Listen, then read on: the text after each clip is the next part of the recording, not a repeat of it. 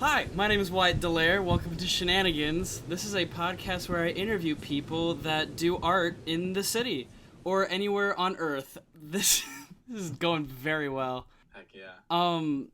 Today I got Megaguirus, and I was trying to think about this, what genre your band is, and I was thinking like black metal shoegaze, but then I kept thinking, I couldn't get it down because there's so much in there. What would you guys define yourself as? I actually would like to say that was a very flattering comment because that's exactly what Andrew and I are going for. Really? Is to, combine as many different little things as possible from music that we like. But I personally just refer to us as, I don't even really like the term very much, but I think it's nice and simple. I call us Blackgaze, which is like a bit of black metal, a bit of shoegaze. Okay. What about you, Andrew? Yeah, like pretty much the same way. Like whenever somebody like asks me what kind of music I make, I say black gaze, like assuming that I'm gonna have to explain what black gaze is, Yeah.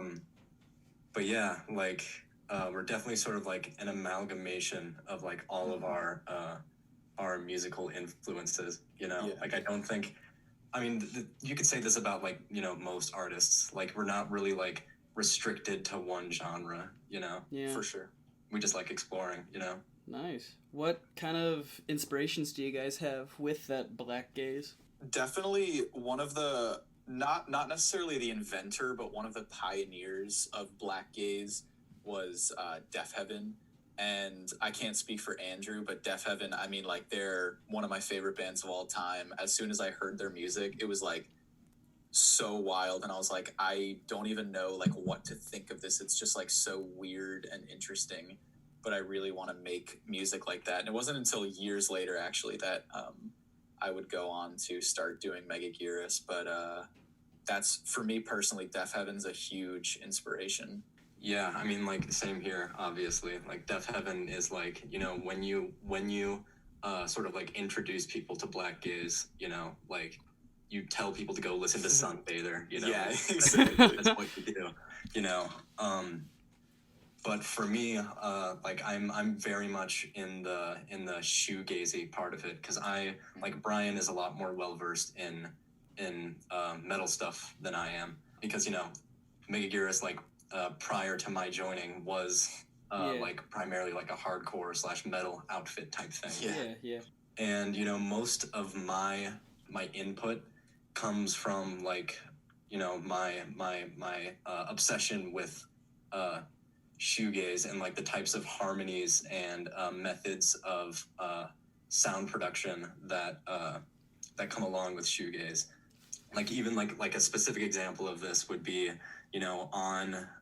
on Salwin, like at the very beginning, like the wishy-washy like intro part, I do the Kevin Shields thing, where I hold the trem bar like as I'm strumming to like get some very like dreamy sort of bend type things, and that's just kind of the kind of stuff I'm obsessed with, Yeah. like that, and like extended jazz harmonies have also been like hugely influential on me, like And have been a big part of Megaguirus as well. Yeah. That's crazy. Like, it's... So I know you guys' backgrounds, but why don't you two share it? Because I know where you come from, Brian. I know where you come from, Andrew. Kind of. I'm not quite sure on that part. But just talk about your upbringings with music. Yeah, Andrew, do you want to go first? Sure, yeah. In Megaguirus I play guitar, but I'm actually primarily like a bassist. Like I do professional bass work like as my primary musical thing. And that sort of started out, like I have the classic story that every single bassist has, where the only reason I play bass is because nobody else wanted to. I was like, fine, I guess I'll do it.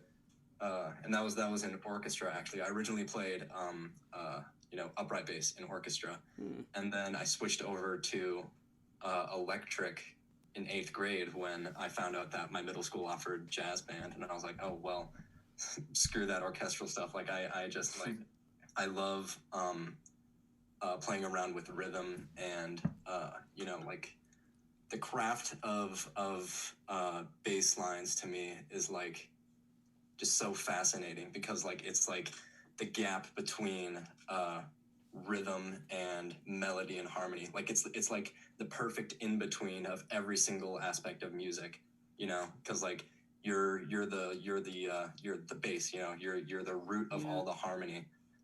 But you also have to lock in with the groove. Like your primary focus is locking in with the groove and establishing the harmony. And it's just like this weird balance of you know, trying to lock in, you know, primarily with the drummer, and then also locking in with what the guitarist is doing. And like every instrument has a little bit of this, you know, of course.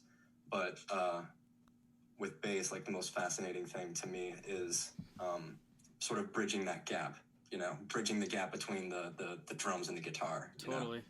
You know? And what Megaguirus has sort of done is forced me to like break my habits a little bit, you know, because like since I'm primarily a bassist, I want to lock in with the drums all the time. Like I'll always be listening for, you know, the bass drum. I'll always be, you know, like the first note I find in each chord is the root, and then I build up from there. You know, like I'm a bass player at heart, but Megaguirus has really like forced me to break out of that because, you know, a lot of the times you can't really tell where the bass drum is, you know, like it's so it's so you know, it's just like such a barrage of sound that you know, I've sort of developed this method of, you know, trying to match that barrage of sound instead of trying to hold it down, you know, which is what I usually do with bass. But yeah, that's sort of what I'm about. That's so interesting because like when listening to I was just going in a deep dive of all of your music today just to get ready for this interview, and like I was noticing all these things that you were doing with the guitar. I'm not super like well versed in pedals and stuff, so I couldn't even wrap my brain around that, but it was strange to like have that bass feeling but not like hear it, you know? Like I knew where it was, but like it was this strange like disconnection from it, which doesn't make it a bad thing at all.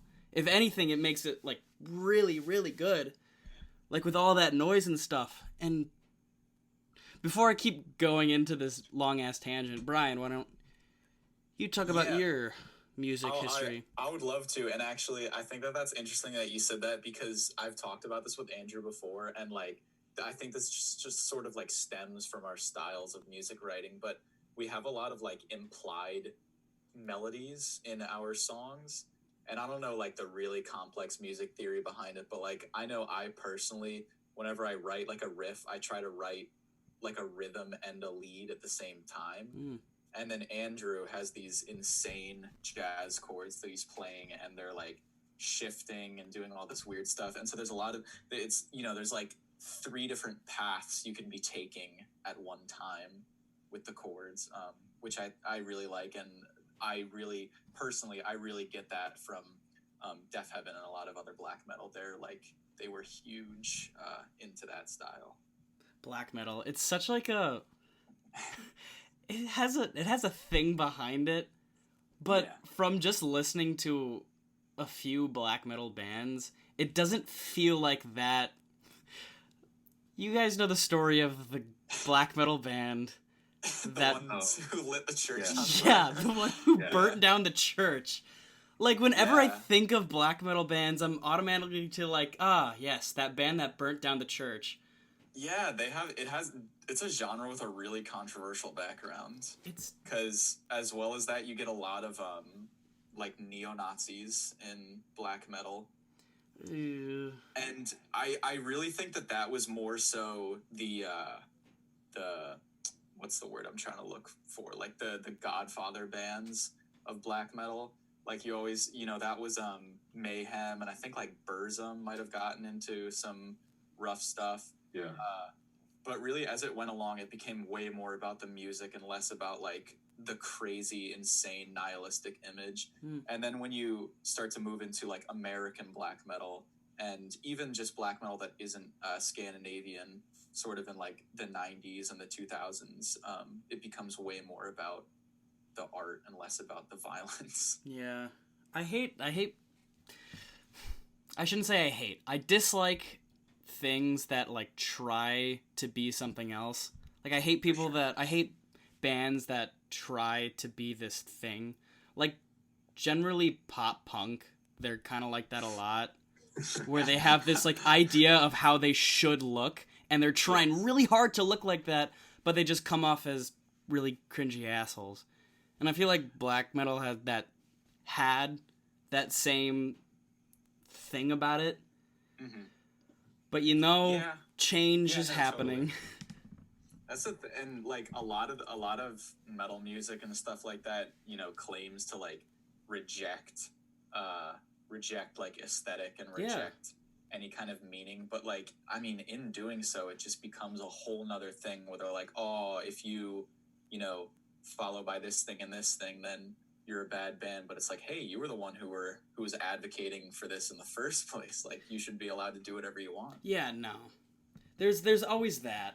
Like, there's a fine line between shitting on someone who is trying to do something fun or be themselves, and being like that nice middle ground where you're like, yeah, I'm gonna share my feelings with the world and be very vulnerable for everyone to see, and write a bunch of music that sounds awesome, and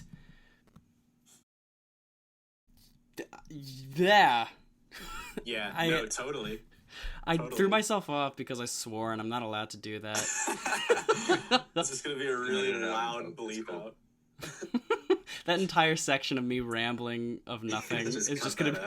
it's going to be one long... Just leave me and Brian talking. I'm going to cut me out of the entire podcast. You can record, it'll just be like minutes of silence in between me and Andrew talking. That's what I'm going to do. Yeah. For sure. Anyway, yeah, you kind of raise an interesting point there. There is a definite balance in between,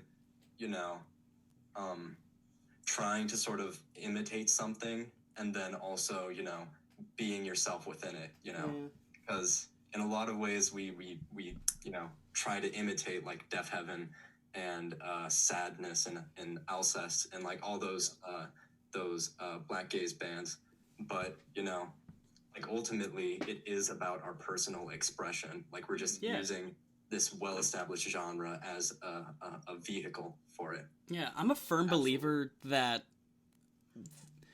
things you make have been done before, but just in a slightly different way. Like, us as a generation have, like, absorbed so much music and movies and acting and TV, everything, that, like, it's really tough to make something very, very, very original. Yeah. Like, and that doesn't mean it's bad. Like, Yeah, totally.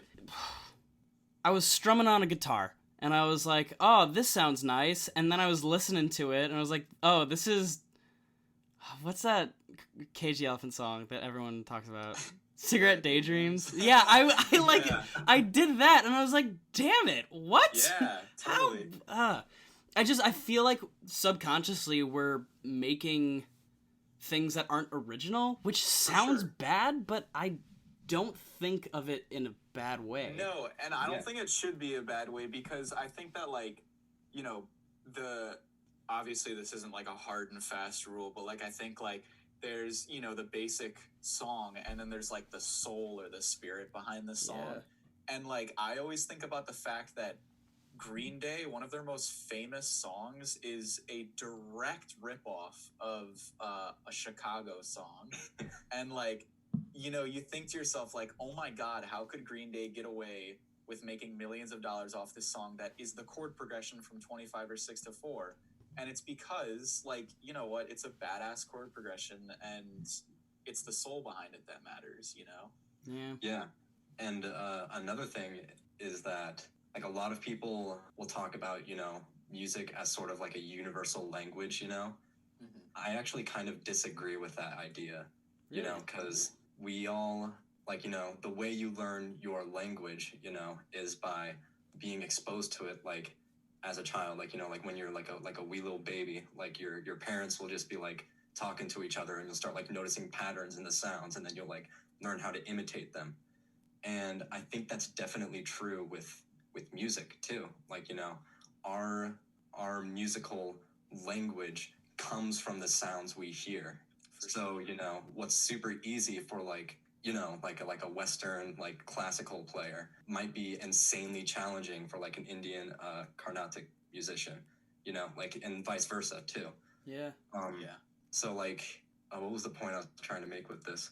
Oh, like you were talking about how you accidentally wrote the Cage the Elephant song. Yeah. You know, that's very much a result of music being sort of like a dialectical language where you have all these like musical building blocks, you know, and they're just sort of like stored subconsciously in your brain. And, you know, when you try to conceive of music, you know, you're directly pulling from those building blocks that you've heard in the past, you know? Yeah. Which is why stuff that's really like innovative can be really challenging to audiences. So like when like, you know, what's a good example? Like Arnold Schoenberg and like all the second Viennese school musicians like not posted. Oh my God, I said posted. On Spotify. When they were inventing avant-garde jazz. When Arnold Schoenberg posted his first serialist piece, nobody really knew what to make of it other than people that knew the language that he was using, you know, knew the musical language he was using. And I think that's true of our music too. Like, you know, a lot of people haven't heard this musical language that we're using, you know, like not a lot of people are, like people might be exposed to, you know, black metal. I feel like everybody like has a conception of like what black metal and like all hardcore genres is. I feel like people kind of understand the concept of shoegaze, but unless you've like heard them blended before, it just might just sound like, you know, a big old pot of, what's the word for it? I don't know. A big old pot of nothing. Gumbo. Meatball sub. It sounds like a big old pot of gumbo. That's really true because Andrew and I, we so like obviously like he just said, I'm kind of repeating what you said, but like we are so familiar with Blackgaze and like we both were listening to Death Heaven before we had even like started collaborating. So we already kind of had that background where we came, and obviously we each listened to our own like heavy genres and our own shoegazy genres. But like we, you know, starting out, because I used to be a big part of the pop punk scene, we were playing in a lot of like pop punk venues, and people were coming up to us and they were like, "Oh my God, like your music, like what was that? Like what bands do you listen to? That's crazy." And we thought it was like kind of weird. We were like, really? Like we just kind of like rip off Death Heaven, and we said to them like, yeah, like look up Death Heaven, look up Alcest. But it's like, it's weird that, you know, you forget that like there's some people who just like don't, not only do they not like listen to that same kind of music, but just like their mode of communication or like their disposition with music isn't like aligned to the same one that you have, you know? Yeah. Like okay. I was listening to your song, what's it called? Milk and Honey? Yep. Amazing, by the way. Like, I can't stop listening to it.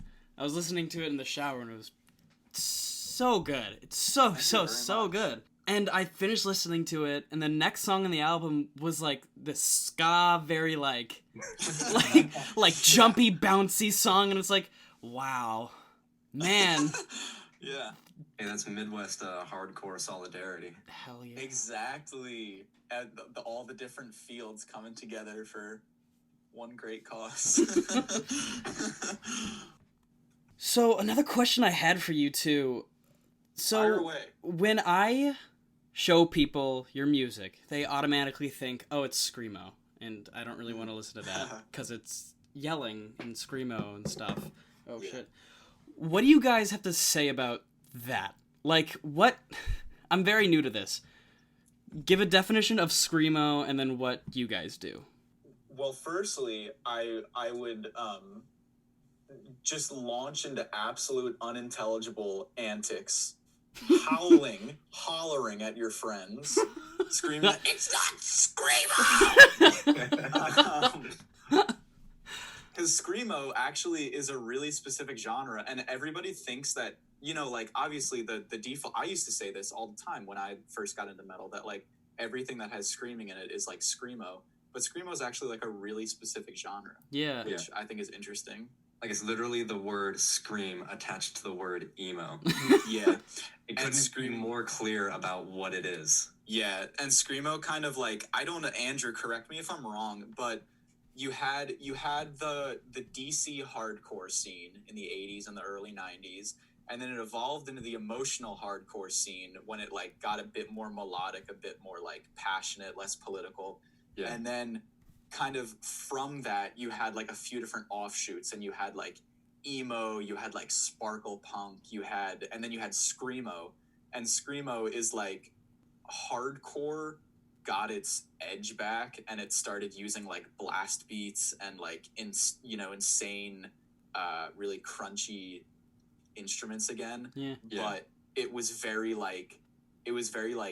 sad and cathartic, and, like, lots of, like, shrieking and lots of, like, wailing and very intense.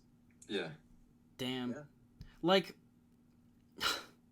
it upsets me because you guys make very good stuff. Like, when you guys scream, it's purposeful, and it brings off this emotion and how you guys are feeling, and it upsets me when people are immediately turned off by that, and they're just like, I don't want to listen. It's yelling loud. Too much for my head. It's not for everybody. That's kind of like the trade-off, is that I also had a very gradual transition into metal, and, like, a lot of people always say to me, like, oh my god, like, how do you listen to this, or, like, how do you listen to death metal, how do you listen to grindcore? And it's like, well, I didn't start with death metal. I started with, like, Five Finger Death Punch, and I, like, moved up from there.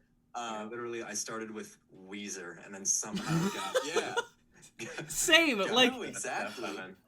What is it with Weezer and being, like, the focal point of all genre? Bro, like, Weezer is the gateway. Power pop, you know? It's a power pop. They take, like, like, the arc of, like, grunge, and they take, like the song, like, arcs from more hardcore genres, and just, like, make it softer, you know? Yeah. Yeah.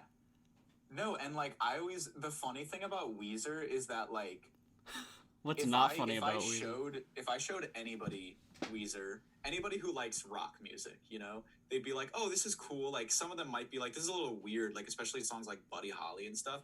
But when I'm alone and I listen to it, I'm like, god damn, like, some of this is kind of heavy. Like, you could mosh to this. No, totally. Like, My Name is Jonas is such, like, a movable song. No, I was watching a video of them. It was, like, 93, so I don't think Blue Album had come out yet.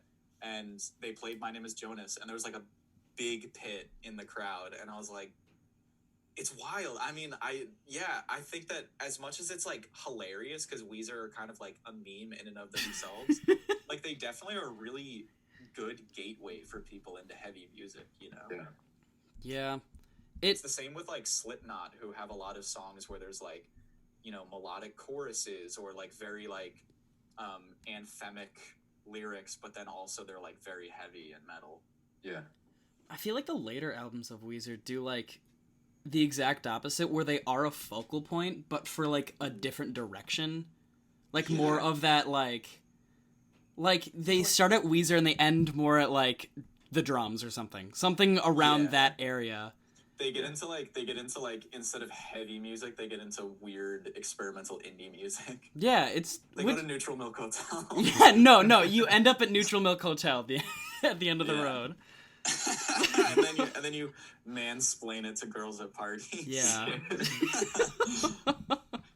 Why is it? I gotta listen to more Neutral Milk Hotel. They're good. Like, I mean, folk punk is folk punk. Yeah, that's the thing. Like, folk punk is not my jive, to each their own, but Neutral Milk Hotel, at least what like appeal to me about them is that they seem very like layered in their approach, I guess. Like they have like concept albums and stuff. One thing I was gonna mention earlier, sort of like differentiating us from Screamo, if you don't mind me like talking about that again. No, yeah, totally, go ahead. I'd want to bring up like our lyrical content, you know, because I feel like yes, that'd be the easiest and the hardest thing to look to. Easiest because it's the easiest to tell. Like once you know what the lyrics are, it's easy to tell why we're different from Screamo and emo. But the difficult thing about it is you can't really hear them, and you'd have to go to our Bandcamp to like see our lyrics, you know. Exactly. But like at one of our first shows, a guy came up to us and he told us that he hadn't really heard anything like it before, and he described it as sort of like cinematic, you know.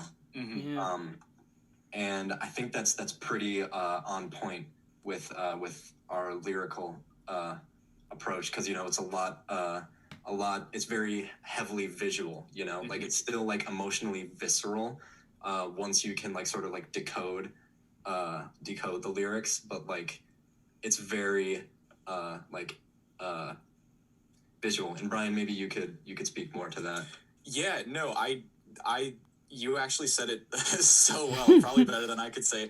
But like, I had never really interacted with like lyrics in this way before, because I grew up surrounded by like pop punk and Indian punk, where it's all about like describing how you feel. And like, back when I was a freshman and I wrote like tons of lyrics, I was listening to like Front Bottoms. Yeah. And it was all about like, oh, this is why I'm miserable. This is who's making me mad. Like, so on, so on. No wonder you ended up on the pop punk scene. Exactly. I was grooming myself. But anyway. Jesus Christ. But so the lyrics with like Megaguirus are way more like interpretive, and there's kind of a lot of like something that I'm really into is like nature imagery. And another artist who I really like is God, why am I blanking? John Steinbeck. And John Steinbeck is all about nature imagery and kind of using that to like convey emotion without even really like saying anything. And so I think Andrew's totally right that like sort of we have kind of like whereas emo and screamo lyrics might be on a more like specific narrow scale, and sort of attack like a really specific thing. Yeah. We sort of have these lyrics that are a bit more interpretive and weird and amorphous. And that's sort of the whole point and kind of what it adds to the music, I think. Yeah, like the difference between us and a lot of other like hardcore like emo genres is specificity, you know? Like in our lyrics we're not very specific, you know? Yeah. Like even if it does have a very specific meaning, we don't deliver that like very like, like ham-fisted. We're not like, this is a breakup song, I'm sad. Yeah. Sort of to add to that, a way that I like to approach the way that we write our lyrics is that, obviously just sort of the aesthetics of the genre in general, from black metal and shoegaze, you can't really understand the lyrics. I mean, that's like a classic element of shoegaze and black metal, but I like to use that to our advantage, where the vocals are more so an instrument than they are like actually delivering content. And then I like to have the lyrics written out so that you kind of go back and you read them almost as like a poem. So there's like two different pieces of art happening. There's the song and then there's like the poem afterwards. And I think that that's just kind of a way that I like to sort of, sometimes I think that like lyrics, this is just a me thing, but I often feel like when you can hear the lyrics, it's almost like cheesy in a way. I know that sounds weird, but like if people were to be able to hear what we were saying, I'd almost feel like embarrassed. And to have people be able to go back and sort of experience it as its like own piece of art is something that I really like. That's so interesting. I never really thought about it like that. Like I always assumed that most screaming in songs is used as kind of this vessel for everything else. Yeah. Like to emphasize the meaning of the lyrics, you know? Like, yeah.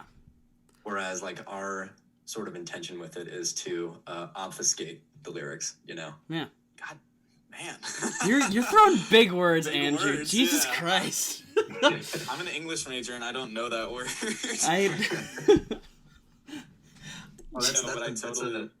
That's another thing I was actually just about to bring up. Like, you know, Brian does most of our lyrics, and I think, like, you know, as you were talking about having this sort of like separate experience of like reading the lyrics along with the song, I think that might be a result of your, you know, having like a very firm grasp on your musical language and like, you know, your verbal language very separately, you know, and then, you know, putting them together, like, since like you have a very specific idea of both of them, like it's hard to make them meet in a way that doesn't sound like cheesy or over the top to you. Yeah. I don't know if that's true. You could expand on that if you want. I think that's a good psychoanalysis. Cause like I'm just thinking that like I grew up as a drummer and I was never the lyricist of any band that I was in. And so I kind of like I looked at music like rhythmically, and I still do that. Sometimes I actually start with the bass part when I'm writing songs, because like that's just like the easiest for me. And then I also have always really liked poetry, and so I think I kind of grew up with these like two different tracks, which was poetry and rhythm, and then I have to force them to meet. It's like putting two magnets together, but it's the same pole, and they keep flying away. Damn, I love analogies like that. It's so great. It's butters my egg roll, truly. Makes it fun for the audience. Yeah, it makes you think. It makes you feel smart. It's like a very basic absurdist play. Yeah. It's like when somebody figures out that like The Shining's about alcoholism, and they're like, "Oh, I get it now." Not to go on a tangent, but I had that exact experience with the show Twin Peaks recently. Have you guys don't spoil anything because I haven't seen it. Have you seen any of it? I like know the premise. That's it. Okay. I've seen the first few episodes. But like I watched all Twin Peaks content, all 3 seasons. I watched the movie, and it all just sort of clicked.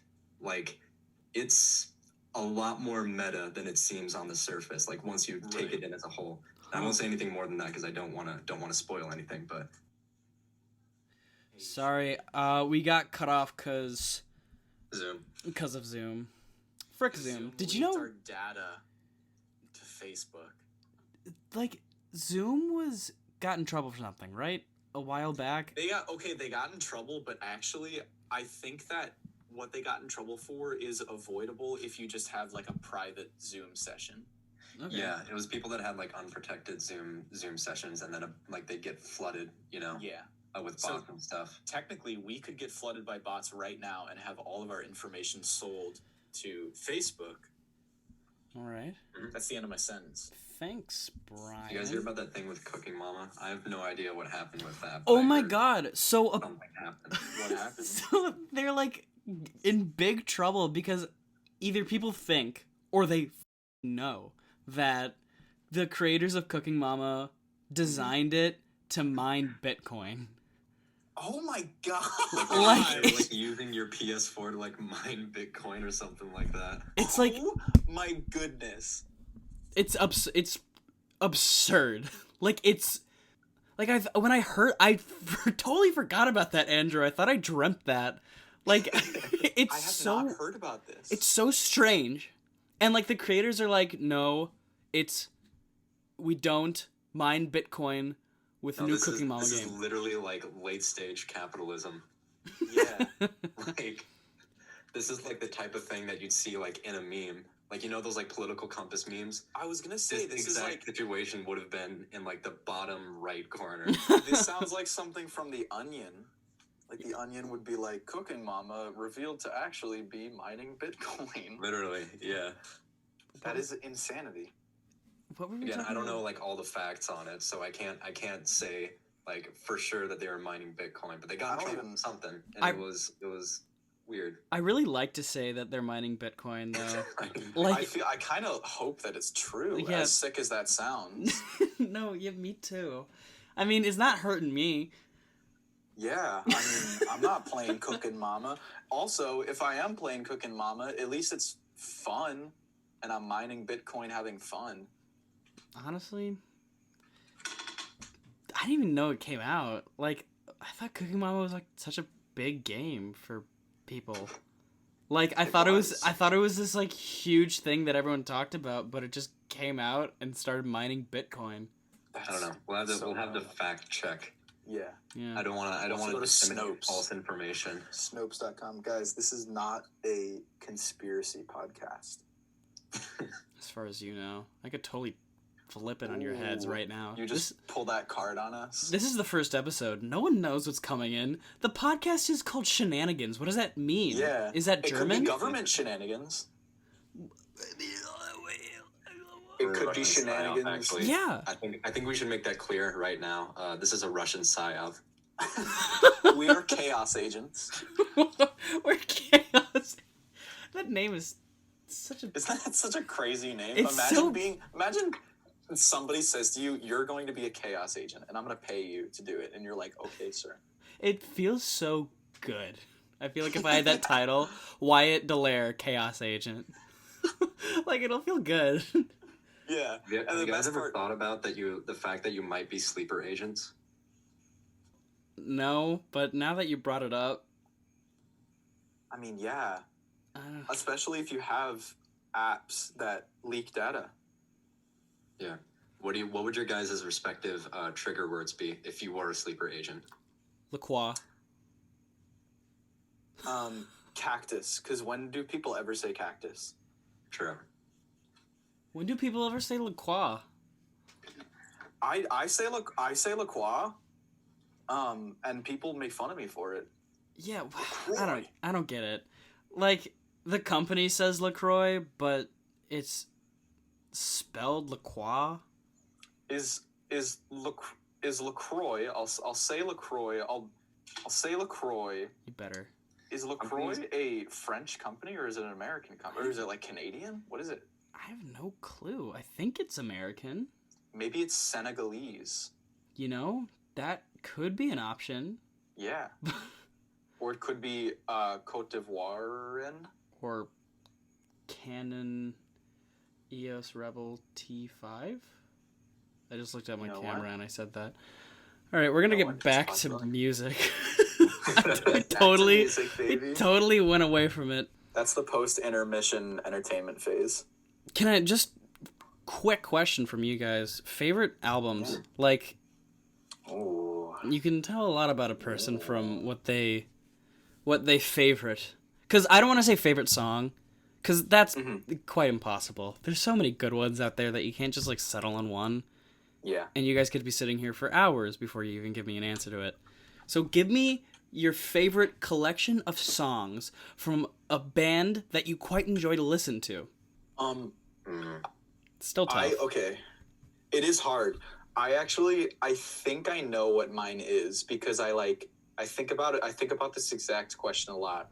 And I'm like, if, it's like the desert island question. Like, if I was on a desert island, what album would I take with me? And I think that my favorite album of all time is Shed by Title Fight.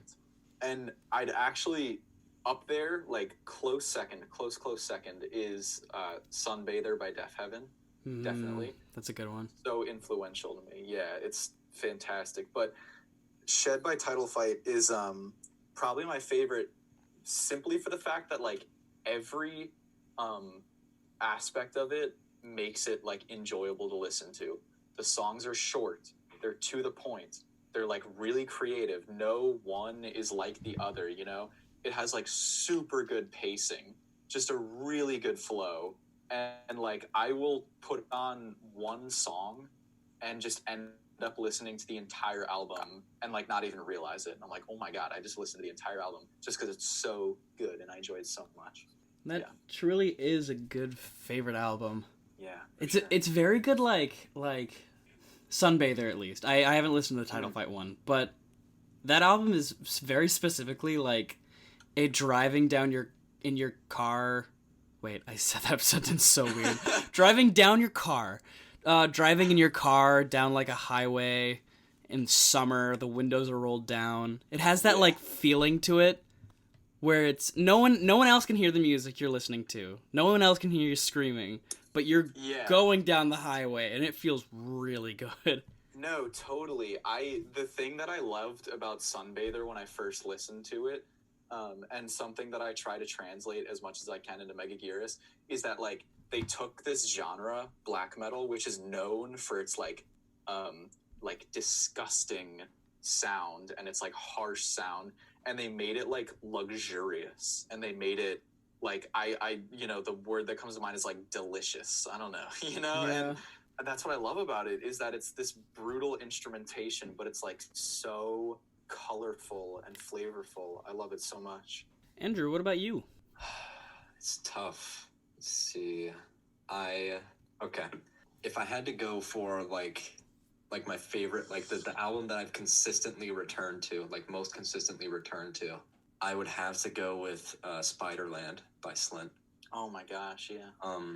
Like that album, I don't even know how to describe it. There's like an entire documentary about how that album came about, and just like the circumstances that surrounded that album. I think the thing that's most, I guess, impactful to me about that album is sort of similar to the thing that's most impactful about Megaguirus to me, which is this sort of juxtaposition of like, like very, I guess in a different way, but it's like, it's not a very singy album. There isn't very much singing.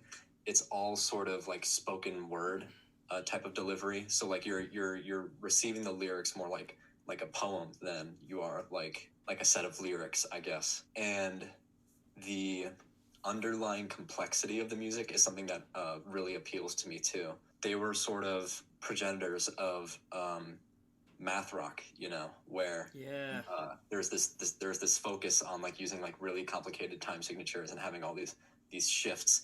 But this, was before that genre had just devolved into time signature wankery. It still had like a soul and a focus, and also just like the way that they're able to accomplish, like they're able to deliver the experience they want to deliver on, like without having this huge like production budget or anything. Like if you listen to the original mix of that album, like it still holds up. Like there have been remasters of it, and the remasters sound great, but in my opinion, like the original still holds up, which I think really speaks to their knowledge of, what's the word, not orchestration, but their ability to know, like as a band, I guess, like knowing the dynamic shifts of their song so well, and having that so like pinned down. Like it's an experience, dude. Like you have to listen to it if you haven't. It's so interesting. I gotta like sit down on my floor and just put in my headphones and listen to it. That album is I find it pensive and very dark and so emotionally throttling, but it's really, really interesting and really cool. Yeah, it is. The climax of that album is genuinely one of the most like tortured moments in music that I've ever heard. Like more than like any like intense screaming. Like they don't really do screaming, but like at the end of the album, Brian, you know exactly what I'm talking about. Yeah. That last song and how it ends, it's just so twisted and dark, and dude, like I straight up cried the first time I heard it. Like it's crazy. They were some messed up dudes. Well, the thing is, like, it also has that thing that a lot of bands like that have, where like you'll hear this music and you'll be like, oh my god, they must be like such twisted, dark like individuals, Mm-hmm. and then like you'll see like footage of them like rehearsing together, and you'll be like, they're actually really happy. Like, they're really happy with what they're doing. You know? It sure. amazes me to see these metal bands and to see them up there, and right before they start their set, they're like, "Hey guys, our CDs are at the back, so is some of our merch. Stay safe, have a good time." Yeah. Like, and they just go right into the. Yep. I think it comes from something I was talking, what I was alluding to earlier with the musical language thing, because that's really all this is. It's a musical language. Like, there is no, like, if you were a wee babby and you like heard death metal, like since you were born, that would just be a sound that you had categorically stored along with all the other sounds that you've heard in your life. And so, and this is definitely true for me, like, it's nothing more than a sound. I don't ascribe meaning to the sound until it's, given meaning, Yeah. Mm-hmm. And I think that's where a lot of people can like have false interpretations of the purpose of a certain individual's music, because we're just like, normal people, we just like making this kind of music, it doesn't really mean anything about us being like tortured souls or anything like that. I don't think. We we shower in have our like our socks, just emotional like shit that everyone we're else. dealing with the music, but it's not like we're tortured individuals that like, this is just like, this isn't the product of a tortured Yeah. mind, I guess. No, Yeah. it's very true. That's the same with. First, Brian, I heard what you said, I'm and glad. you are right. You guys do What'd you shower in say? your socks just like everyone else. But it goes along with that idea of having this image, I guess, that you have to make. Okay, this is my weird theory. I'm not a therapist guy or whatever, but like most metal bands, they're not trying to like impress you. They're just saying how they feel. It's like this. They're letting out anger. They're letting out their emotions, and they're like keeping it out there. And they're not mean. They're not terrible people and stuff. They have this, I don't know, way to them. Yeah. Like, Yeah, I mean, for sure. it's just like everybody has their way of dealing with anger. This just happens to be ours, Yeah. Mm-hmm. Yeah, and I think that's very true, Wyatt. And like, there's been like studies done that I don't know how valid they are, but like, there's always those studies that are like, oh, people who listen to metal are more what's the word, like, I guess just like comfortable with who they are than like people who don't listen to metal. I don't know how true those are, but there is something to be said for just having an outlet that is all about like not caring what people think and all about like the creativity of it. Because like I think that a lot of the time with music that's more reliant on like melody and like just take like folk or like bluegrass for instance, it's like if you don't have like a lovely husky singing voice, then like it might fall flat. And so sometimes you can get caught up in like the technicalities of it, but the fact that there's sort of a music that Andrew and I can employ that's all about the extremity and the weirdness of it, and like the fact that it's just like strange and intense is really cool to me. I think like what you were talking about earlier with like people who listen to hardcore genres being more okay with who they are. Mm-hmm. I think that, stems from the fact that like, unless you're like exposed, at a young age to hardcore music, like by your parents or something, like you sort of have to find your way there, by being open to more extreme ideas, Yeah, which takes some thinking, takes some confidence. Yeah. Man, what a lovely note to end on. Heck yeah. So before I end it here, would you guys want to plug yourself? Any social media? Anywhere where they can listen to you? Social media. We've got Instagram, megaguirus.il, like Illinois. Look us up. I guess our name is hard to spell. It'll probably be in the title of this podcast, though. So, and we've got Spotify, we've got Bandcamp, we've got Apple Music, pretty much anything that you can name. And we've got all of our stuff up there. We've got a new song that's going to be up on our social media very soon. Although it has been released as part of a compilation that is raising money for healthcare workers, and that's on Bandcamp. You can find that on our Instagram. Oh, so good. I showed my friend Paxton the song, and he loves it. Dang, I'm glad to hear that. He's one of the few people in my theater class that likes heavy stuff. Yeah, for sure. This is for you, Paxton. Thank you for the kind words, and thank you for sharing it around. We really appreciate it. Yeah. All right. This has been Shenanigans. I've been your host, Wyatt DeLair.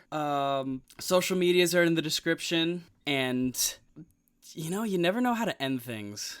It's weird like that. So I think I should just